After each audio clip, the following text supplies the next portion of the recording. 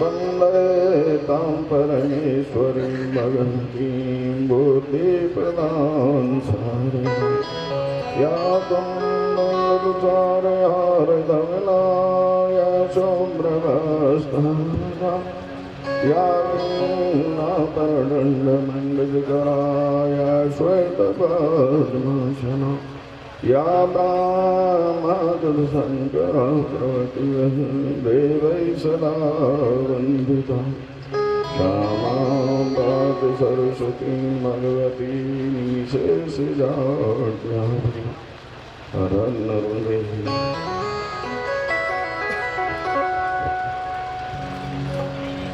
माता एवं बहन भगत सभी इस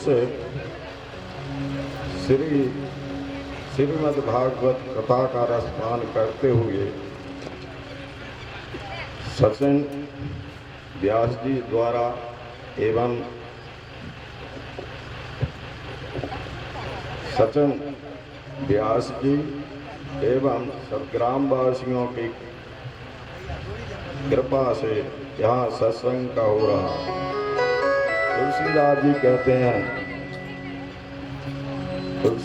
कहते हैं जहाँ सुमत भई संपत्ति नाना, जहाँ कुमत भई विपत्ति निदाना। देखो सत्संग करना सरल है, सत्संग उतार लेना बहुत बड़ा कठिन है, क्योंकि श्रीमद् भागवत में श्री दो कथाएं आती हैं। धुंधकारी राजा परीक्षित की। धुंधकारी क्या है? विनाश की ओर ले जाता है, राजा परीक्षित सत्संग की ओर ले जाता है। धुंधकारी आत्मा ही अपनी विराजमान रहती है, उससे आत्मा से इस कथा के रसपान करने से उससे धुंधकारी की जो भावनाएं जो रहती हैं उसे निकाल देना चाहिए और श्री कृष्ण की भगवत लीला का रसपान करना चाहिए।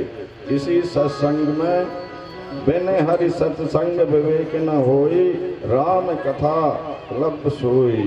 बिना हरि के यह कथा सुलभ नहीं होती है, क्योंकि कथा कराना सरल होता है, कथा श्रवण करना चाहिए।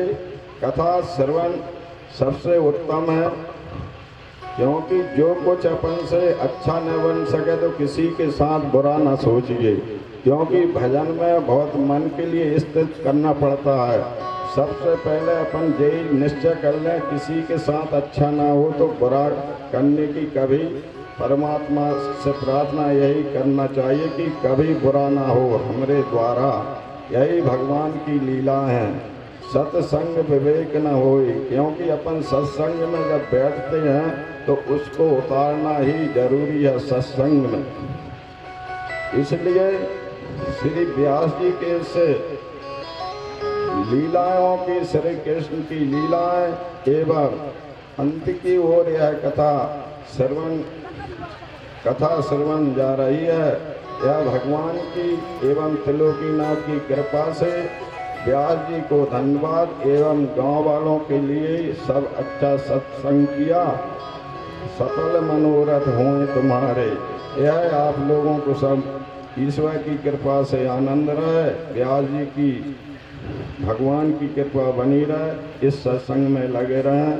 यही हम त्रिलोकीनाथ की कृपा से यही हमारा विचार करते रहते हैं कि यह कम से कम एक विद्यार्थी ऐसा तो हुआ लामटा तो सब गुरु जी के चेला भक्तों की कृपा है। लामटा में ऐसा एक शिष्य भी हो गया, चलो सत्संग करने का अनुभव कराता है। हर हर नर्मदे।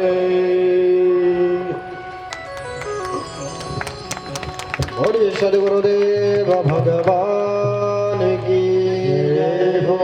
श्रीमद् भागवत महापुराण की जय हो। सद्गुरुदेव भगवान ने अपनी वाणी से आज हम सभी भक्तों को आशीर्वाद देकर के हमें कथा कहने के लिए और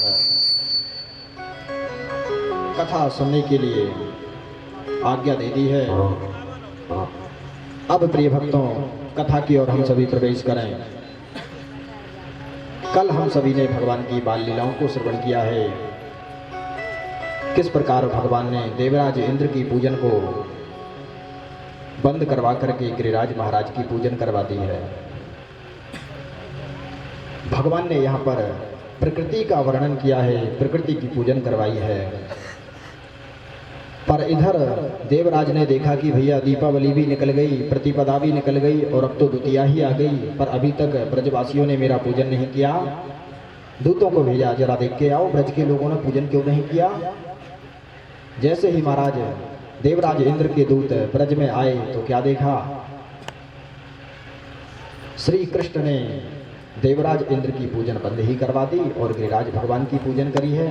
तुरंत दूतों ने जाकर बताया, महाराज अब तो आपका पत्ता साफ हो गया है, एक दूसरे गुरुजी आ गए हैं। छोटे से बालक कन्हैया ने आपका पूजन बंद करवा दिया।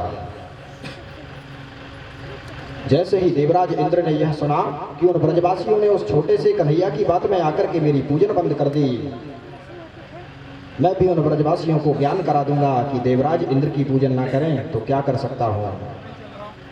तुरंत देवराज इंद्र ने शाम पर तक मेघों को आज्ञा दी, इसी समय जाओ और ब्रज में इतनी वर्षा करो कि सारा ब्रज जलमग्न हो जाए, सारे ब्रजवासियों को उसी जल में डुबा दो।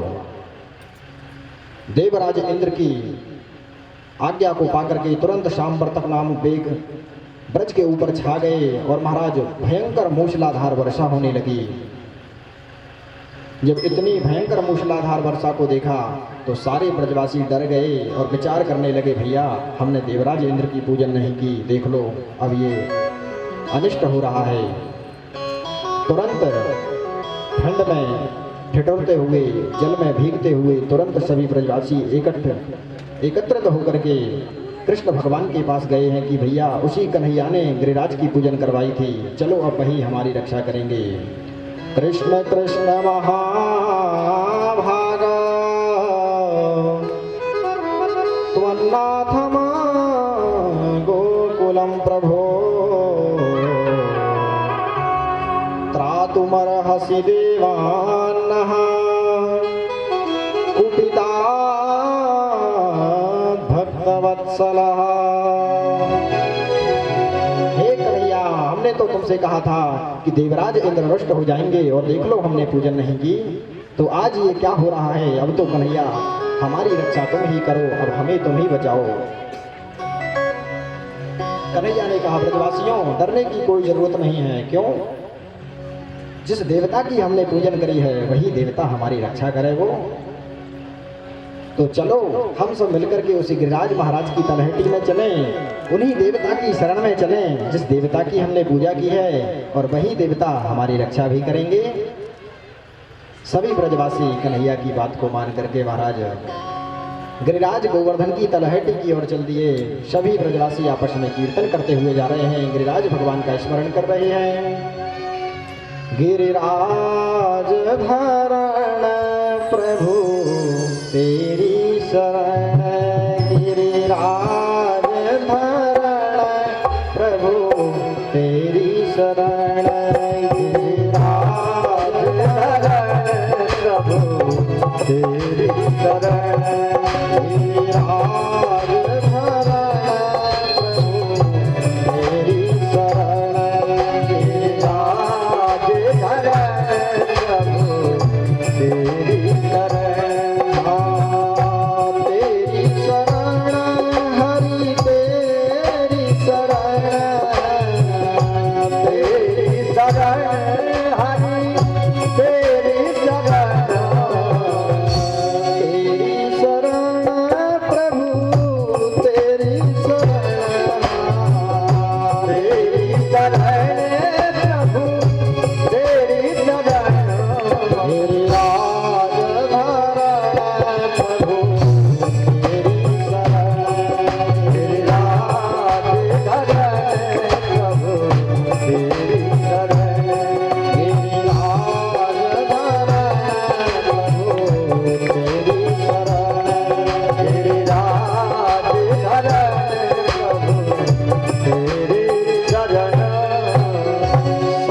ब्रजवासी कीर्तन करते हुए महाराज गिरिराज गोवर्धन की महाराज तलहटी में पहुंचे हैं। मूसलाधार वर्षा हो रही है। तभी कन्हैया ने कहा, ब्रजवासियों, देवता ने मेरे कान में आकर के कह दियो है कि मोहे उठा लो और सभी ब्रजवासी मेरे नीचे आकर के इस बरसात से सुरक्षित हो जाओ। ब्रजवासी कहने लगे, अरे भैया कन्हैया, ये 7 कोस को इतना विशाल तेरो देवता क्या हमसे उठ जाएगो? कन्हैया ने कहा, जब देवता ने स्वयं आकर के कही है तो हमें प्रयास करने में क्या दिक्कत है, क्या पर समस्या है? चलो मिलकर के एक बार करें प्रयास। इत्युक्त्वैकेन हस्तेन कृत्वा गोवर्धनाचलम् दधार लीलया कृष्ण छत्राकमिव बालकः। जब सभी ब्रजवासियों ने कन्हैया के साथ मिलकर के गिरिराज गोवर्धन को उठाने का प्रयास किया, सुखदेव भगवान कहते हैं, परीक्षित, भगवान ने गोवर्धन को कैसे उठाया? बोले, छत्रा कमेव बालकः, जैसे छोटे छोटे बालक कुकुर मुद्दे के उस छोटे से वृक्ष को खेल ही खेल में उखाड़ लेते हैं, इसी प्रकार से भगवान ने भी 7 कोस के गिरिराज महाराज को उसी प्रकार उठा लिया। और सभी ब्रजवासी उसी गिरिराज महाराज के नीचे आकर के अपने आप को सुरक्षित किया है।